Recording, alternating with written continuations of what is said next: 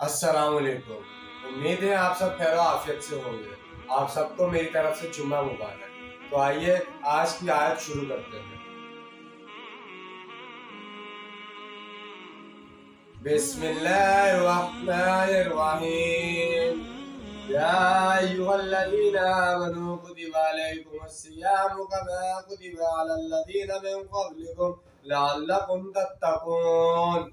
शुरू अल्लाह के नाम से जो बड़ा मेहरबान नहायत रहम करने वाला है। ए ईमान वालो, तुम पर भी रोज़ा रखना फ़र्ज किया गया है जैसे कि फ़र्ज किया गया था तुमसे पहलों पर, ताकि तुम्हारे अंदर तकवा पैदा हो जाए। सूरह बकरा के निस आखिर के मज़ामीन के बारे में अर्ज़ किया जा चुका है कि ये 4 लड़ियाँ हैं, लड़ियों की मानिंद है जो आपस में घटी हुई हैं।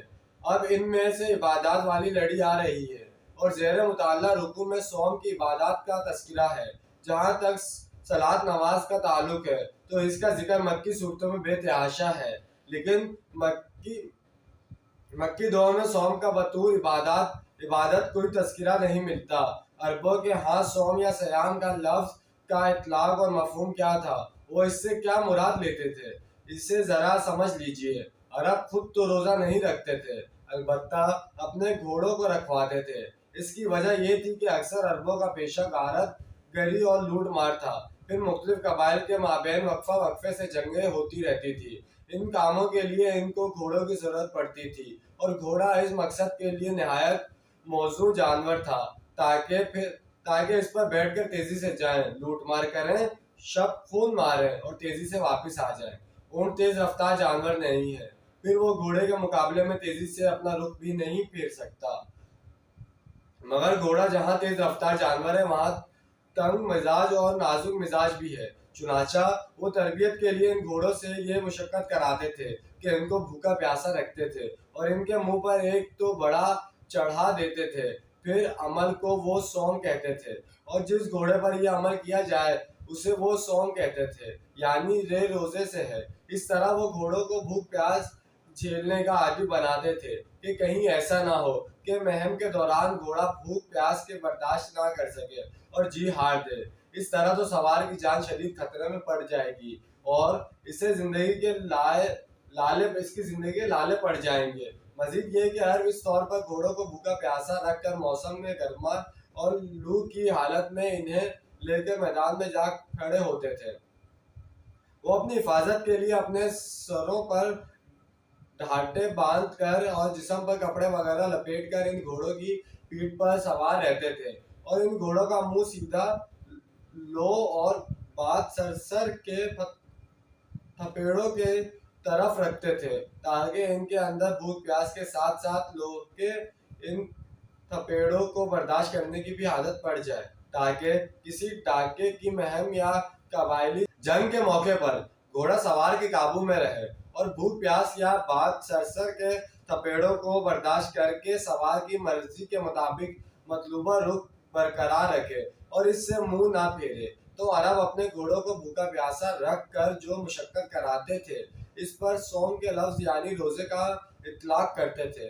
लेकिन रसूलुल्लाह सल्लल्लाहु अलैहि वसल्लम ने जब मदीना तशरीफ़ लाए तो यहाँ यहूद के यहाँ रोज़े रखने का रवाज था। वो अशूरा का रोज़ा भी रखते थे, इसलिए कि इस रोज़ बनी इसराइल को फ़िरऔन से निजात मिली थी। रसूलुल्लाह सल्लल्लाहु अलैहि वसल्लम ने मुसलमानों को इब्तदाई हर महीने अयाम बैस के 3 रोज़े रखने का हुक्म दिया। इस रुकू की इब्तदा में 2 आयात में गालिबन इसी को तौसीक है। अगर इब्तदा ही में पूरे महीने के रोज़े फ़र्ज कर दिए जाते तो यकीनन शाक गुजरते। जाहिर बात है कि महीने सख्त गर्म भी हो सकते हैं।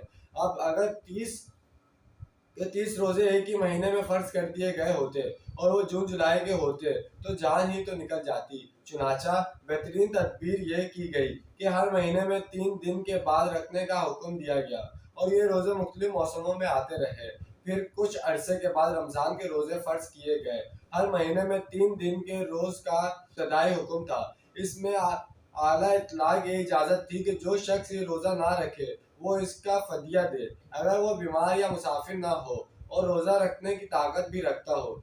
जब रमज़ान के रोज़ों की फर्जियत का हुक्म आ गया تو اب یہ رخصت ختم کر دی گئی. البتہ رسول اللہ صلی اللہ علیہ وسلم نے فدیہ کی اس رخصت کو ایسے شخص کے لیے باقی رکھا جو بہت بوڑھا ہے یا کسی ایسی سخت بیماری میں مبتلا ہے کہ روزہ رکھنے سے اس کے لیے جان کی ہلاکت کا اندیشہ ہو سکتا ہے. وہ جنگ کے لیے گھوڑے کو تیار کراتے تھے. تمہیں تقویٰ کے لیے اپنے آپ کو تیار کرنا ہے. روزے کی مشق تم سے اس لیے کرائی جا رہی ہے تاکہ تم بھوک کو قابو رکھ سکو، شہوت کو قابو میں رکھ سکو، پیاس کو برداشت کر سکو. تمہیں اللہ تعالیٰ کی راہ میں جنگ کے لیے نکلنا ہوگا. اس میں بھوک بھی آئے گی، پیاس بھی آئے گی. اپنے آپ کو جہاد و قتال کے لیے تیار کرو. سورہ بقرہ کے اگلے رکوع سے قتال کی بحث شروع ہو جائے گی. چنانچہ روزے کی یہ بحث گویا قتال کے بطور تمہید آ رہی ہے. تو جیسے کہ آج ہم نے ایک آیت کا ترجمہ تفسیر بیان کی، اس کے اندر ہمیں روزے کی فضیلت بتائی گئی ہے کہ روزہ ہم پر کس طرح فرض کیا گیا اور کس طرح ہمیں رکھنا ہے لازمن ہے اور اس کے کیا کیا فائدے ہیں. یہ تو اس میں یہ بتا دے کہ اللہ تعالیٰ کی راہ میں اگر آپ جنگ کے لیے نکلے تو آپ کو بہت فائدے ہوں گے. مطلب آپ کو زیادہ بھوک پیاس نہیں لگے کہ آپ کو پہلے سے عادت ہوگی کہ آپ روزے رکھتے ہیں. اسی طرح آپ کو یہ روزے رکھنے سے آپ بہت سی بیماریوں سے بچ سکتے ہیں، کیونکہ ہم روز جب 3 ٹائم کا کھانا کھاتے ہیں تو اس سے ہمارے اندر بہت سی بیماریاں پیدا ہوتی ہیں، جس کی وجہ سے سال میں جب ایک مہینہ آتا ہے روزہ رمضان کا، اس کے اندر ہم روزے رکھتے ہیں 30 دن کے، تو اس کے اندر ہماری بہت سی بیماریاں مر جاتی ہیں، ختم ہو جاتی ہیں، جس کا ہمیں پتہ بھی نہیں ہوتا ہے. تو جو کچھ بھی اللہ تعالیٰ نے ہم مسلمانوں پر فرض کیا گیا ہے اس کا ہم لوگوں کی زندگی میں بہت بڑا اثر ہے اگر ہم اسے غور سے دیکھیں تو آج کی ویڈیو آپ کو ضرور پسند آئی ہوگی. ملتے ہیں اگلی ویڈیو میں. اپنا ڈھیر سارا خیال رکھیے گا. جب تک کے لیے اللہ حافظ، فی امان اللہ.